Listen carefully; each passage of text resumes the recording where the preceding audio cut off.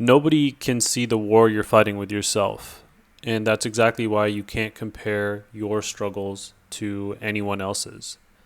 There's a lot of people who talk about how suffering is essential, it's required. David Goggins says it a lot. He says you have to suffer in any pursuit of improvement of your life, any kind of character development. That's something that a lot of people say. They say you have to suffer.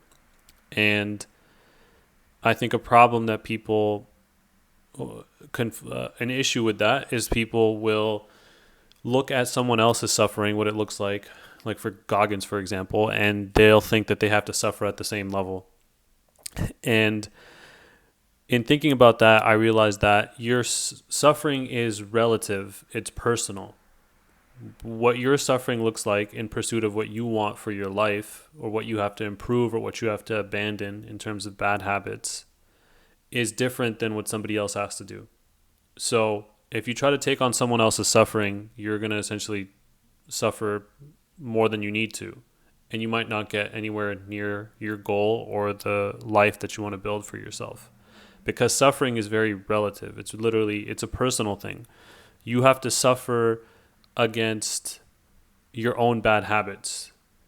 So what you're suffering against is invisible to everybody else. The same way that what they're actually suffering against is invisible to you. And if you see their suffering outwardly, if it's something that they're doing publicly, or they're challenging themselves in a way where it's visible, people tend to think that that's how they have to suffer as well. And that's not the case. Because the progress that you have to make against your own bad habits or against your own struggles is only something that you're going to understand.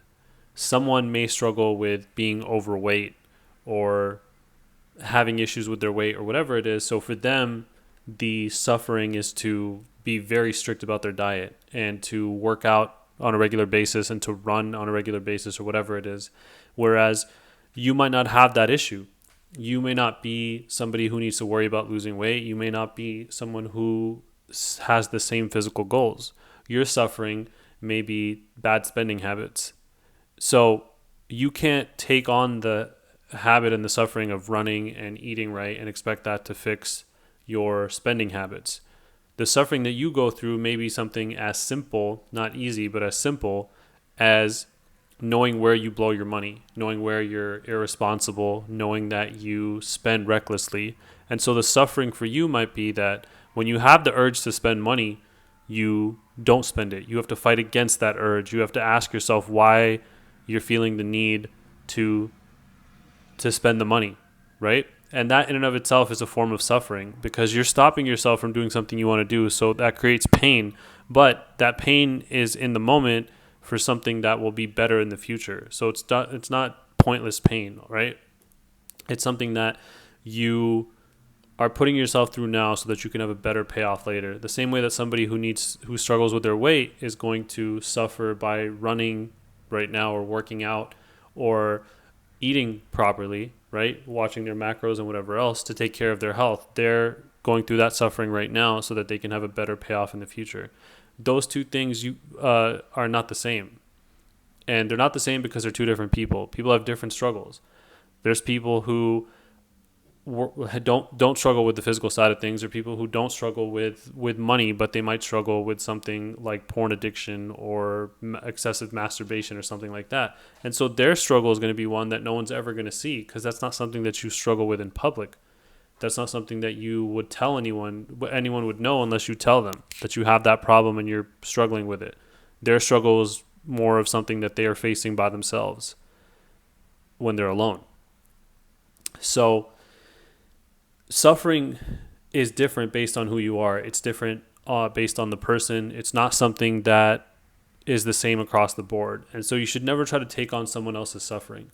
And you should never devalue your own suffering because it seems less by comparison or not as intense or whatever it is.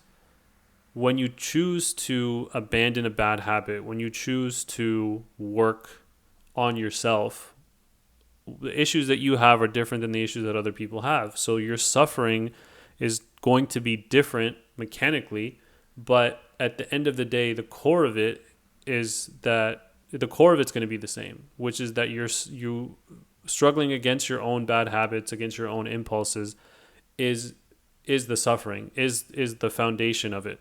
And that's going to look different for everybody else. But at the core of it, everybody is fighting the same, fighting something different, but essentially they're fighting against themselves to become better. So in that sense, it's the same. But the outward display or the outward habit or whatever it is very different. So what I've realized is that showing up is the suffering in and of itself. Like showing up is the work. Showing up to become better is the suffering that you have to go through. And that can be in different, like that habit comes down to you, or that struggle comes down to you. You suffer in your own way against the bad habits that you have, against the problems that you have. And because it's such a personal thing, you can never compare it to anyone else. And if you start to compare your struggle to anyone else, then you will lose sight of what the goal is, and you will suffer twice, like you will suffer twice. You'll suffer much more than you need to. And I think it's very important to understand that suffering looks, at the core of it, suffering looks very different. Your suffering, some people's suffering is entirely mental, some people's is entirely physical, some is emotional. Some people may suffer with addiction to substances, and their suffering might be the fact that they know that they can't go out with certain people or go to certain places, so they have to. They want to spend time with friends, they want to spend time with family or people that are important to them, but their suffering could be the fact that they have to say no to certain people or certain events or certain kinds of invitations because they know that if they go there, they're going to end up relapsing or doing something that they don't want to do and engage in something that they don't want to engage in. So it might not seem like that is suffering, right? Someone, you might not have that problem in social situations. You might not have an issue with substances or anything like that, but somebody else could have that problem. And for them, the suffering could be the fact that they don't want to say no to their friends, but they know that they have to. So in that sense, suffering is very personal, and it should never be compared to anyone else's. You shouldn't try to take on someone else's suffering. You shouldn't think that if you do the things that someone else does, that you'll be able to overcome the issues that you have. You have to focus on what your issues and what your bad habits are and suffer against those to remove them from your life.